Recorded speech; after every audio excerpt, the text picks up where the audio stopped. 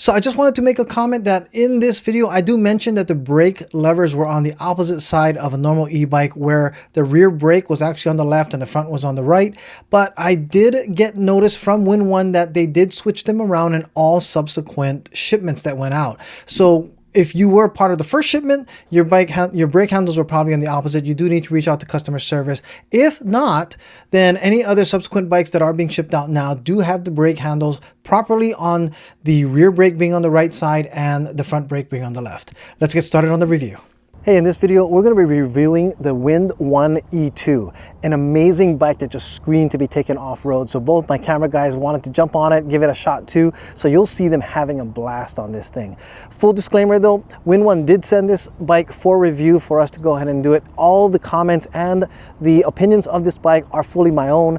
They had no influence on what I'm here to say, but I gotta tell you, this bike is absolutely a blast. Anyway, let's get started on the review. You'll see why we think this is one of the funnest bikes we've had in a very long time.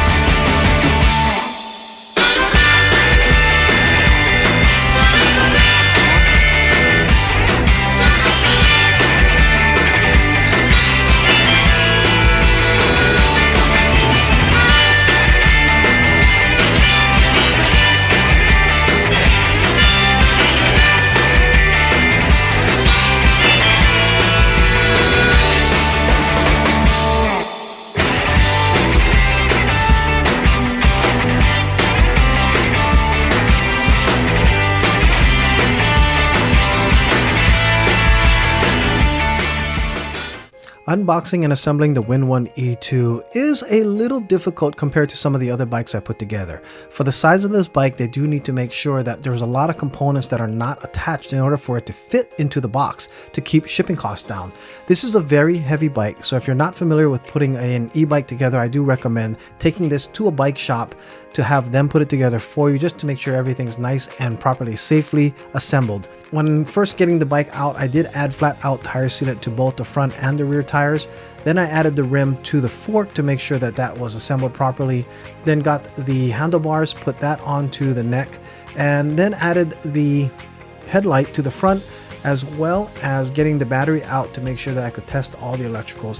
Then I started making all the adjustments for the sizing of this bike to make sure that it's going to be in the right position for me when I'm going riding, because we were going to take this to the off-roads right away. Once that was done, tested the electricals, tested the motor, and I was pretty much ready to ride. Alright, so we're going to start by walking up to this Windone E2. And I gotta say, first and foremost, as you can see, it does have full suspension. So with this big spring right in the middle here, it does add a lot of soft and smoothness to ride.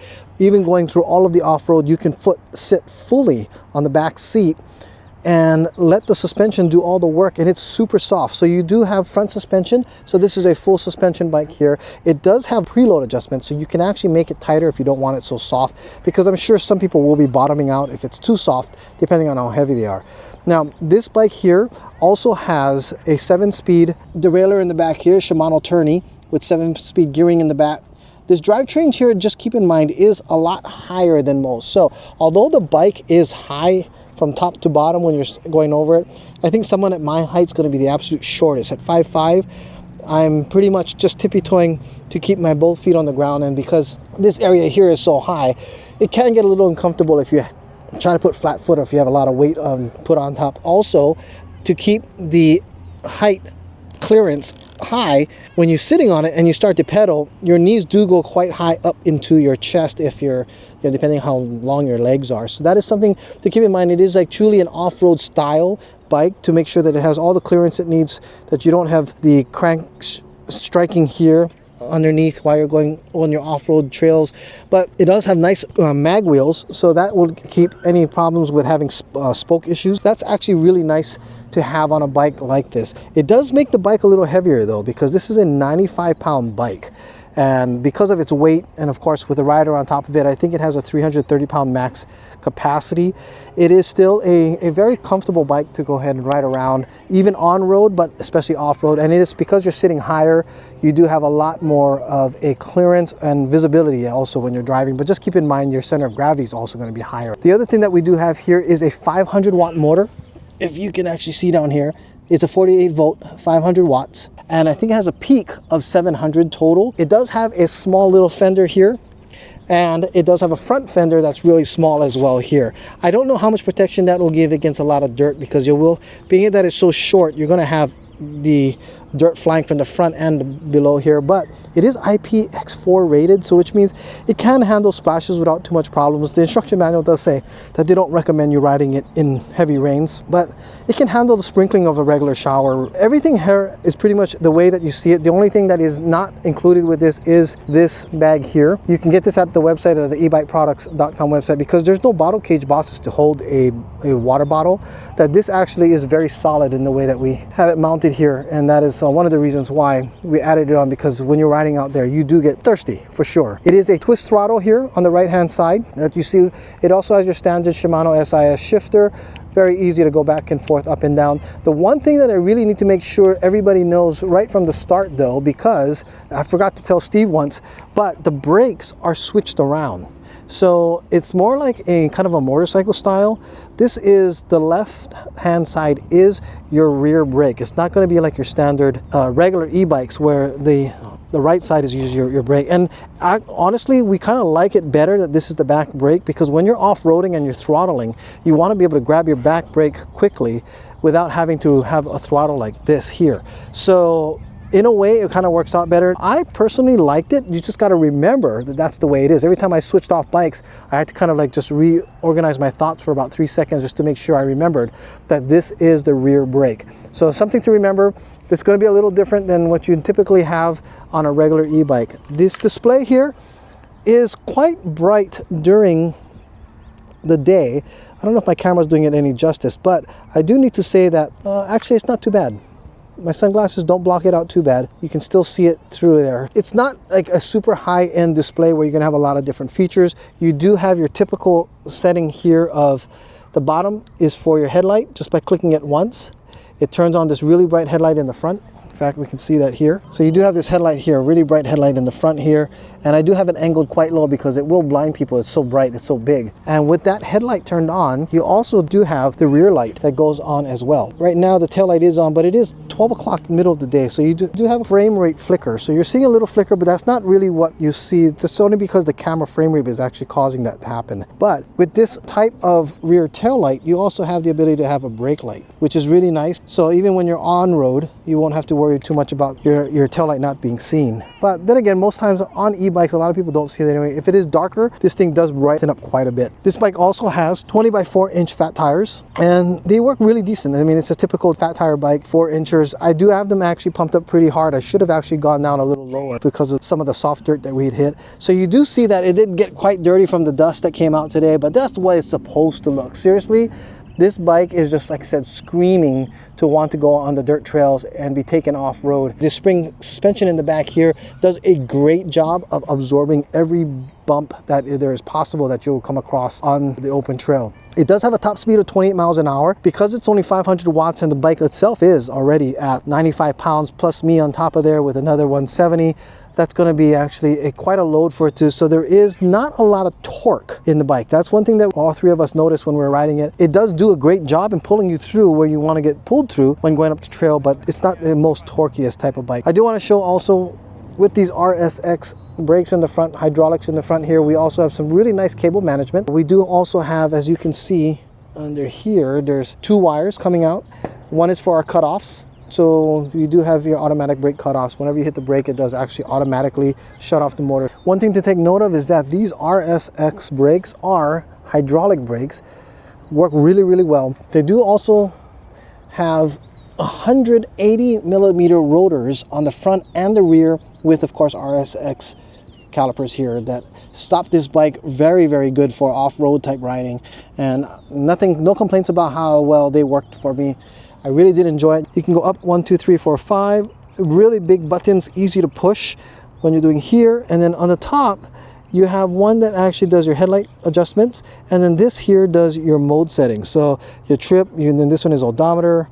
We also have your max speed and your average speed, your trip, and again goes back through your different settings. And then your battery monitor is up here. This is a 5 level, so right now we have 80% left.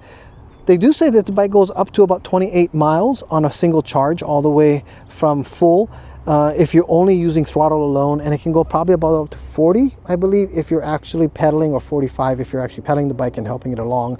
And of course that will depend on rider weight and also the conditions that you're riding, like if it's a very hilly place or not. So the 3 things that I would say that you really just need to make, or 4 things you need to take note of, is that it is pretty high. So someone 5'5" will have a harder time, as long as you're taller than that. Like the other 2 guys had no problem sitting on this bike and putting their feet down because they're like 5'10" and 6 feet. And the next thing that we've all said was kind of a little annoying of the bike, but is easily fixed, would be this kickstand here made a lot of noise when riding around. Easy fix is, if you're going to take this, so you can actually hear that right here. Let's go ahead and you can take a listen to that. That bouncing around is constant when you're actually riding off-road. So I would say if you're going to take this bike off-road, get rid of the kickstand. You know, I mean, that's going to be something that might be, or strap it up. And the last thing that, of course, I mentioned a little earlier is make sure that you know that the back brake is on the left, because you're going to need to make sure that you're stopping properly with the right brake handle. Other than that, this bike really does handle very, very well. Super stable all the way around. This seat is adequate, but it's not super soft. And I don't know if it's supposed to be anyway, but it is adequate for the off-road type riding. I love that it's longer, because when you are hitting certain parts of the trail that you want to get further back on the bike, you have a seat that goes all the way to the back of the seat here. I also like how the frame and the seat is supported here, because you can grab here. There are some bikes that we had that were similar in style, but they didn't have the bar frame here. You were grabbing the seat and it feels like it was coming off the frame. So I like the way that this is actually put together. Okay, this segment we're going to go over the battery. This is a 13 amp hour battery. It gives you up to about 28 miles on a full charge. You can basically just take your key and you're going to just stick it in here. And by that, you just turn it a whole half turn. You can pull the key back out, and at that you can just pull and lift the battery up, this and out. Now, it is only a 13 amp hour battery, but it does have quite a bit of range that you can get. To put it back in, same thing. You just kind of just slide it right here, making sure that it lines up. Once it does, it'll fall right into place. And once you have it in place, get your key and you just make sure that you lock it in by doing a half turn in. If the battery does not lock or turn the key really easy, then you know that you don't have the battery locked in. Once you have it locked in, it won't come out. In fact, yeah, it's going to be stuck solid. It also has its own on and off switch here. You can turn it on, and then you can also charge it, as I said, either on or off the bike, and that will make sure that you have everything set ready to go.